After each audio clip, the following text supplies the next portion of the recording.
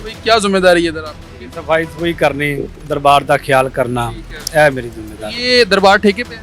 हाँ ठेके पे है? हाँ, कितने ठेकेदार हैं? इनके ठेकेदार ने 4। 4 ठेकेदार हैं। हाँ, तो ये जो गल्ले बाहर पैसे हैं ये कहाँ जाते हैं? ये महकमा काफ जड़ा है ना, उन्होंने ठेके ते दरबार दिते ने। अच्छा, महकमा औकाफ वालों ने दिया होगा हाँ ठेके पे। हाँ, तो ठेकेदार किधर है? ठेकेदार घर ने।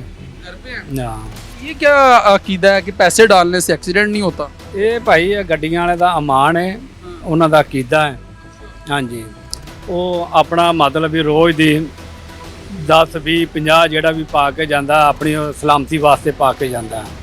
ਔਰ ਉਹ ਬੰਦੇ ਅਦਲਾਂ ਤੋਂ ਅਸੀਂ ਵੇਖ ਰਹੇ ਹਾਂ, ਸਾਲੋਂ ਪਰ ਸਾਲ ਵੇਖ ਰਹੇ ਉਹਨਾਂ ਦੀ ਗੱਡੀ ਨੂੰ ਕੋਈ ਨਹੀਂ ਐਸਾ ਮਸਲਾ, ਕੋਈ ਉਹਨਾਂ ਨੂੰ ਨਹੀਂ ਮਸਲਾ। ਇਹ ਹਜ਼ਾਰਾਂ ਦੀ ਤਾਦਾਦ ਨਾਲ ਲੋਕ ਆਉਂਦੇ ਨੇ ਹਾਂ ਪੈਸੇ ਪਾ ਕੇ ਜਾਂਦੇ ਨੇ। ਹਾਂਜੀ ਇਸ ਤਰ੍ਹਾਂ ਹੀ ਹੈ। ਜੀ ਜੀ, ਲੇਕਿਨ ਜ਼ਿੰਦਗੀ ਮੌਤ ਤੇ ਅੱਲਾ ਦੇ ਹੱਥ 'ਚ ਨੇ। ਜ਼ਿੰਦਗੀ ਮੌਤ ਅੱਲਾ ਦੇ ਹੱਥ 'ਚ ਹੈ, ਲੇਕਿਨ ਗੱਲ ਇਹ ਆ ਵੀ ਇਨਸਾਨ ਇੱਕ ਅਕੀਦਾ ਕਰ ਲਵੇ, ਭਾਵੇਂ ਕਿਸੇ ਕੀੜੀ ਤੇ ਕਰ ਲਵੇ। ਗੱਲ ਤੇ ਅਕੀਦੇ ਦੀ। ਅੱਲਾ ਤੇ ਅੱਲਾ ਦੀ ਜ਼ਾਤ ਤੇ ਹੋਣਾ ਚਾਹੀਦਾ ਨਾ, ਤੁਹਾਨੂੰ ਤਵੱਕਲ ਤੇ ਅੱਲਾ ਦੀ ਜ਼ਾਤ ਤੇ ਹੋਣਾ ਚਾਹੀਦਾ। ਬਿਲਕੁਲ।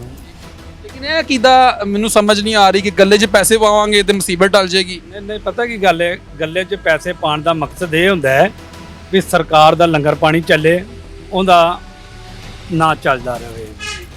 ਆਖਰ ਇਹ ਕੂਲਰ ਚੱਲ ਰਹੇ ਨੇ, ਲਾਈਟਾਂ ਚੱਲਦੀਆਂ ਨੇ, ਬੰਦਾ ਉੱਤੇ ਬੈਠਾ ਹੈ, ਉਹ ਖਰਚਾ ਤੇ ਹੁੰਦਾ ਹੀ ਹੈ ਨਾ।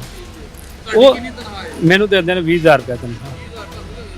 ਤੇ ਤੋਂ ਕਿੰਨਾ ਰੈਵਨਿਊ ਹਫਤੇ ਦਾ ਇਕੱਠਾ ਕਿੰਨਾ ਹੁੰਦਾ?